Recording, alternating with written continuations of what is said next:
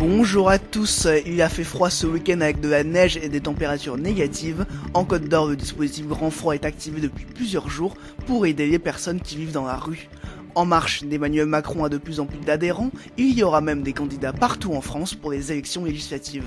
Le 2 minutes Info Plus permettra de revenir sur le congrès de la Fédération des acteurs de la solidarité. Enfin, la météo du jour est fraîche, en attendant des températures beaucoup plus froides.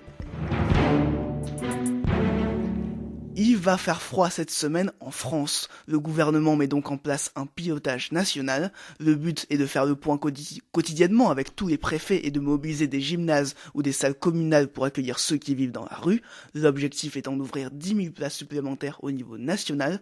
En Côte d'Or, la préfète Christiane Barré a activé le dispositif Grand Froid depuis déjà quelques semaines en raison des températures froides des derniers jours. Ce week-end, il a fait des températures parfois négatives en journée avec de la neige. Pour les personnes vivant dans la rue, ces températures sont encore plus difficiles à supporter parce qu'il n'est pas simple de se réchauffer. Ce dispositif Grand Froid est donc là pour eux. Il comporte 3 niveaux, le jaune pour des températures entre moins 10 et moins 18 degrés, le orange pour des températures entre moins 18 et moins 25, et enfin le rouge pour des températures encore plus basses que moins 25 degrés. Pour le moment, la Côte d'Or est dans le niveau jaune. Didier Carpensin, le directeur départemental délégué de la cohésion sociale de la Côte d'Or, nous explique ce qui est mis en place. Dès qu'on a une alerte au niveau de la météo, on va mobiliser des places supplémentaires ou des places supplémentaires d'hébergement, mais également des places de mise à l'abri. Le premier niveau, on a un dispositif qui s'appelle la halte de nuit, qui n'est pas un dispositif d'hébergement, mais un dispositif de mise à l'abri. Ce dispositif, donc cette halte de nuit, est ouverte le 1er novembre de chaque année. Elle compte 15 places et dès qu'il fait un peu plus froid ou que nous estimons que la demande d'hébergement n'est pas satisfaite, on la passe à 18 places.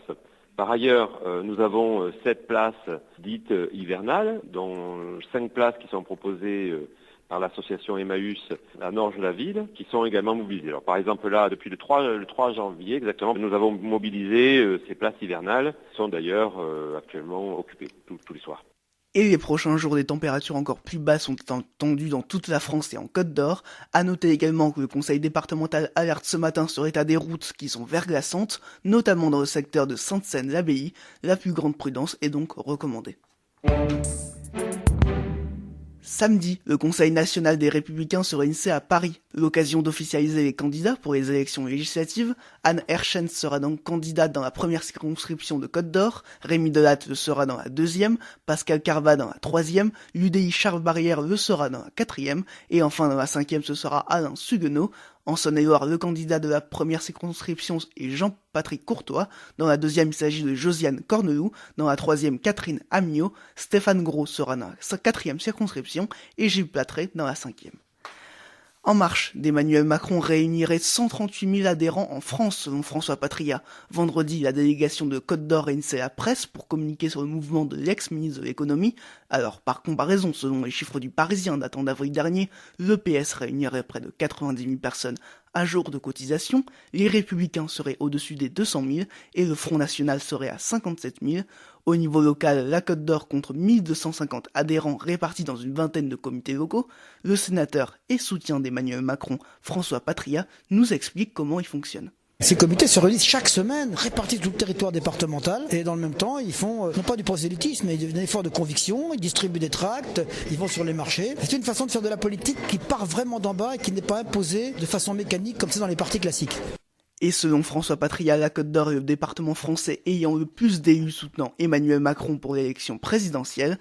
D'ailleurs, les promesses des 500 signatures requises pour se présenter seraient déjà atteintes, mais une fois l'élection présidentielle achevée, il faut passer aux élections législatives qui auront lieu les 11 et 18 juin.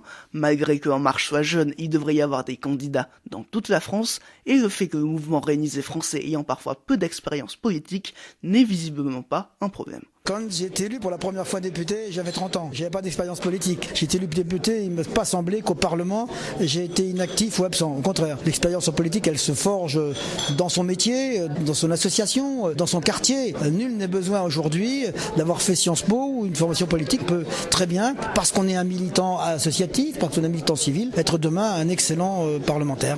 Des candidats parfois sans expérience et qui sont également jeunes. Pour certains, ce sera la première fois qu'ils voteront pour une élection présidentielle et ils ont choisi de s'engager pour Emmanuel Macron. Grégoire Persson est l'un d'entre eux. À 22 ans, cet étudiant est référent des jeunes avec Macron en Côte d'Or. S'il soutient le mouvement, c'est pour en finir avec le clivage gauche-droite. Il y avait des choses à droite qui me plaisaient, des choses à gauche qui me plaisaient, et je me disais quand même un peu bête, les députés de droite ils refusent de voter la loi de gauche alors que en soi on sait tous que ça ferait avancer un petit peu le pays quoi. Ça m'agaçait et je me retrouvais plus dans des idées où je me disais c'est le bon sens, faut faire ça, c'est le bon sens, point, on n'est pas obligé de se dire c'est gauche, c'est droite. Et moi c'est ça qui m'a plu en marche, c'est que il y a des jeunes de gauche, il y a des jeunes de droite, il y a des gens plus âgés, il y a des élus, il y a des gens comme moi, c'est leur premier engagement politique, c'est ça qui est intéressant, c'est vraiment la société, c'est représentatif. En Côte d'Or, les personnalités soutenant Emmanuel Macron sont donc François Patria, l'adjointe à la mairie de Dijon Daniel Jouban, ou encore le nageur Charles Rosoy. Le président du conseil départemental de la Côte d'Or, François Sauvadet, fait désormais partie de l'équipe de campagne de François Fillon. Il est chargé de réfléchir au thème de la fonction publique. On rappelle que François Sauvadet a été ministre de la fonction publique sous le gouvernement Fillon pendant 10 mois entre 2011 et 2012.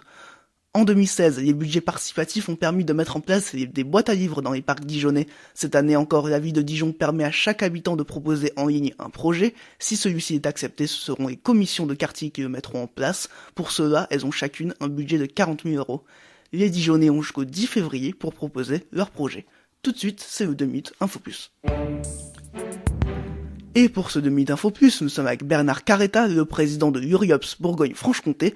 Vous souhaitez mettre en avant le travail de la Fédération des acteurs de la solidarité qui tenait son congrès à Dijon jeudi et vendredi dernier. Je voulais parler d'eux parce que je trouve qu'ils font un travail admirable. Ce sont des professionnels, des bénévoles qui ont pour vocation et qui ont raffirmé leur position de prendre en charge toutes ces personnes qui se trouvent pour des raisons conjoncturelles, structurelles, à la rue, sans domicile, sans travail et qui sont complètement déstabilisés, déstructurés, désocialisés. Ils les prennent en charge, ils les nourrissent, ils ont mis en place des ateliers de mise au travail et ils permettent la prise en charge globale des personnes en grande difficulté et d'essayer de les réamener, à les réintégrer à la société.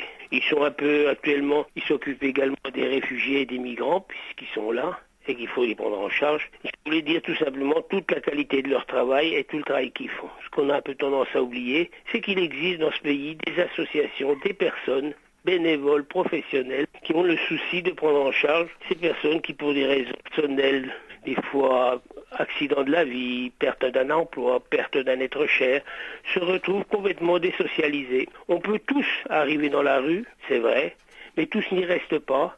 Et c'est vrai aussi que ce qui caractérise notre public, enfin ce public pris en charge par ces associations, c'est leur fragilité psychologique. Tant qu'ils sont entourés, tant qu'ils sont leur repère, ça va. La perte d'un repère ou d'une aide ou d'un être cher peut les amener à échouer dans la rue avec toutes les difficultés que ça représente et le malaise et le mal-vivre que ça peut représenter. Je tenais à leur dire un grand merci parce que je pense qu'ils le méritent et puis à les féliciter pour le travail qu'ils font. C'est un peu dommage aujourd'hui dans notre société, c'est qu'on est obligé encore besoin de ça. Merci à Bernard Carretta pour ce demi-temps Info Plus. On rappelle que le président de la Fédération des acteurs de la solidarité, Louis Gallois, sera l'invité de RCF en Bourgogne demain matin à 7h22. Tout de suite, c'est la météo.